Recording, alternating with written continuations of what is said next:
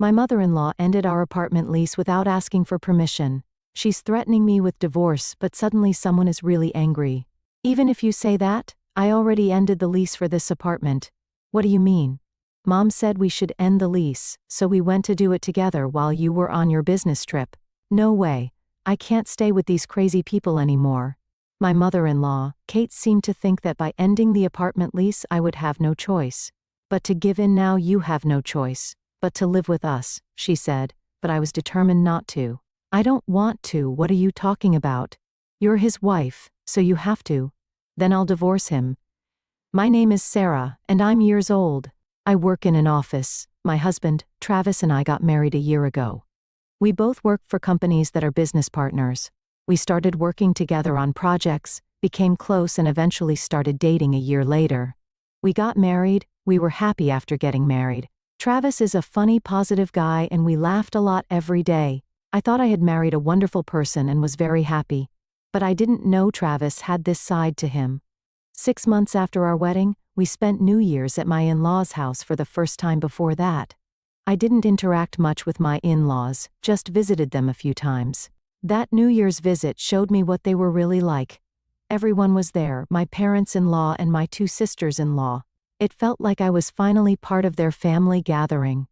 Travis has 2 sisters, Ashley, who is single, and Anne, who is married with a young son named Tom, and brought Tom, but her husband went to visit his parents. I didn't have any bad feelings about my in-laws before that day. I thought they were friendly and easy to talk to, just like Travis. I was hoping we'd have a normal, pleasant time together, but it didn't go as I expected. Sarah, can you help me for a minute? Yes, I quickly answered when Kate, my mother-in-law, called me into the kitchen.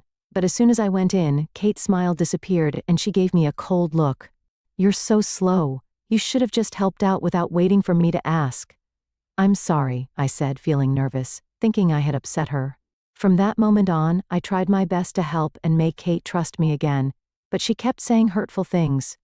Stop acting like a spoiled child just because Travis is nice to you, huh? After marriage, you should focus on building a family. Why are you still working at the company? Well, Travis actually let me keep working. That's because you complained until he let. You're a terrible wife. You sit around in the living room and don't help at all. I can't believe you only do what you want and annoy Travis. Her harsh words really hurt. Then my sister-in-law, Ashley, came into the kitchen. I felt a little hope because Ashley and I had always gotten along. But to my surprise, she joined in with the criticism too. Sarah's cooking is awful. What? It's nothing like Mom's food. Does Travis really eat this? It looks like leftovers. I was shocked. I didn't expect Ashley to say something so mean. Kate and Ashley, who had always been polite, were suddenly treating me terribly. The New Year's gathering, which I thought would be fun, turned into a nightmare even during the meal. I didn't feel comfortable. Kate and Ashley talked about things. Only my in-laws understood, leaving me out. Travis, not noticing anything, didn't see what was wrong when someone needed a drink. Kate would order me around, bring the drinks, hurry. No one said anything about it. It was like they saw me as their servant. When the gathering finally ended, Travis was so drunk. He said, I'm going to stay here. I refused, shoved him into the car, and drove us home. The next day, I tried to talk to Travis about what happened. Hey, Kate and Ashley were really rude to me. What? That's not true. We all had a good time. You're the only one who thinks that they said a lot of awful things to me in the kitchen. Really? I don't think they would do that. Are you saying I'm lying? Well, I have a headache. Can we talk later? Come on. As soon as he realized it would take some effort, he ignored me and locked himself in his room. Every time I tried to bring it up again, he avoided the conversation. Then one day, Travis suddenly said, we're going to have a gathering at my sister's house next time. I was surprised when Travis suddenly said this, especially since I hadn't been able to talk about what happened at my in-laws' house. Why, it's Tom's birthday. We all need to celebrate together. You have no choice but to come. No way. Travis forced me to go to the birthday party without asking if I wanted to. On top of that, I had to pick out a present for Tom. Travis refused to do it because he was too busy with work. I was busy with work too. I spent my break at work doing research to find the perfect gift for Tom. I wanted him to be happy with it. I put in a lot of effort to choose something special. A month later, It was and son Tom's birthday. We each gave him a present. This is what I wanted. Tom seemed to love the gift I picked out. I was relieved and happy to see him so excited and said, "Thanks, Travis, you're so busy with work, but you picked out such a great gift for Tom." I thought Travis would explain that I had picked the gift. But instead he said something I didn't expect. "Don't worry. It's only natural to research a present for Tom." I'm glad he liked it. Picked it out just for him. I couldn't believe it. Travis was taking the credit for the gift I chose. I looked at him in shock. But before I could say anything, Kate spoke up. "Sarah, what are you doing? Hurry up with the cake." "What cake? What are you talking about?" I asked, confused. Then Kate said something surprising. "The birthday cake. I told you to get it for today." What, I never heard anything about a birthday cake. What kind of wife are you? Don't tell me you didn't prepare it? I didn't hear anything about a cake. You mean you didn't get the cake? No. My in-laws all looked at me with disappointment. "You're truly useless. It's my grandchild's birthday." Then Tom, who found out there was no cake, started crying. "I wanted cake." Kate comforted Tom and said, "I'm sorry, Tom, it sat on your birthday. It's all because someone forgot to get the cake." Kate blamed me and added, "You're awful. Sarah, don't you like Tom? How could you be so mean to him? Why was I being blamed for this?" I looked at Travis, hoping he would step in and explain that Kate never asked me to get the cake. To my surprise, Travis started agreeing with Kate. "You're a really bad wife that you've done things to hurt my family. No way." As Travis said this, Ashley spoke up. "Good thing I bought a cake for something like this." With that, she brought out the cake. Tom's sad face brightened up right away. "My cake. That's my daughter." "I knew something like this would happen," Kate said with a big smile. Ashley added, "Sarah is so clueless, so I got it just in case." That's when I realized they had set me up. They were purposely saying these things to make me look bad. I really wondered what would happen when Sarah said she forgot the cake as a wife. She's completely useless. Everyone blamed me and not a single person was on my side. Then Travis said something shocking. "You made Tom cry too, so as punishment you should go home today.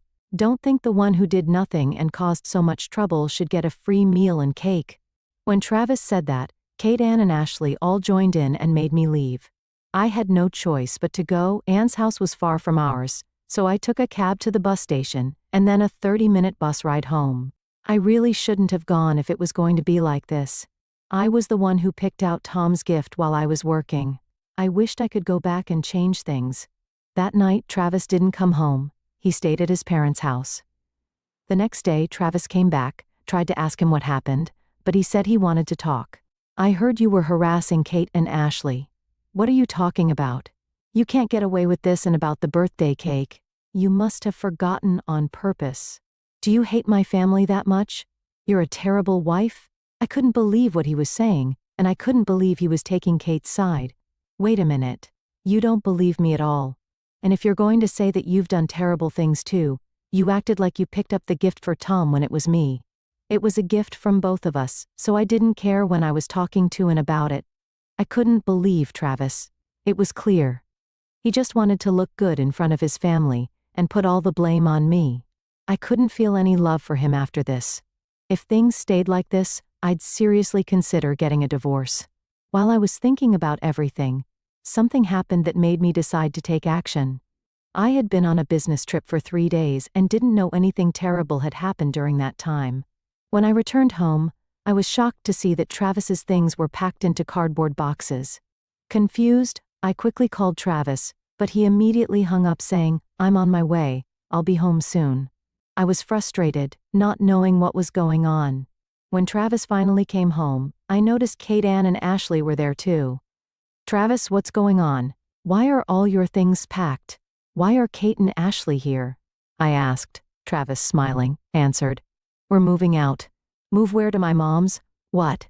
Wait a minute. Why are you making this decision by yourself?" I yelled. Then Kate spoke up. "You don't have the right to decide about this house. Stop being childish and just do what Travis decides," she said. But this wasn't about me being childish. "I'm not going to give in this time. Travis and I are married, so we need to talk and decide this together," I said firmly. Kate looked stunned. "Even if you say So I've already ended the lease on this apartment. She replied, "What do you mean? Mom told me too. So we went ahead and ended the contract while you were away." No way. This apartment was under Travis, his name. So technically he could end a lease, but I never imagined he'd do it without talking to me first. I can't live with these crazy people anymore. I thought Kate seemed to think that since she ended the contract, I just give up. "Now you have no choice but to move in with us," she said. But I wasn't backing down. "I don't want to."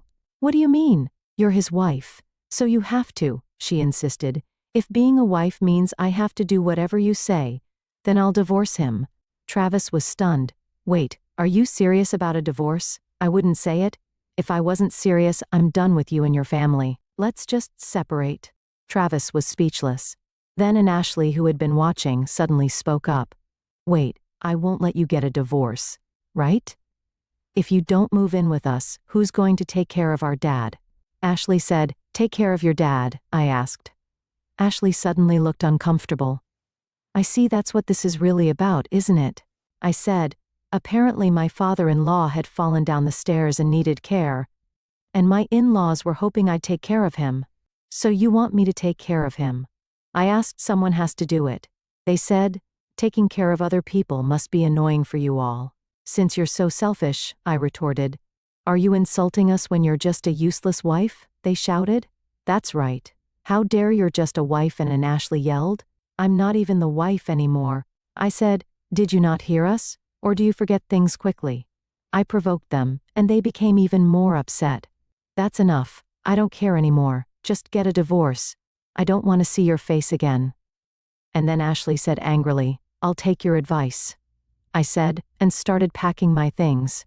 Travis and Kate panicked and yelled at them. "Take back what you said." They were clearly worried because they knew they'd be in trouble if I really went through with the divorce. As I packed my things and started walking towards the door, Travis and Kate rushed to stop me. "Wait, Sarah, I'll make them apologize, please. Let's not go through with the divorce. Just take care of my dad," Travis pleaded. "Yeah, please help him. You could be a stay-at-home mom and it would be good for you," Kate added. I turned to face my selfish in-laws and said I don't want to be a stay-at-home mom. Also, I earn more than Travis. I worked hard to get where I am, and I pay for most of the rent here, which is expensive. I looked at them and continued. "So the person you made fun of me is doing better than your family member. That's all I have to say. Goodbye," I said, and walked out, leaving them stunned. I went back to my parents' house for a while, then hired a lawyer and officially asked for a divorce.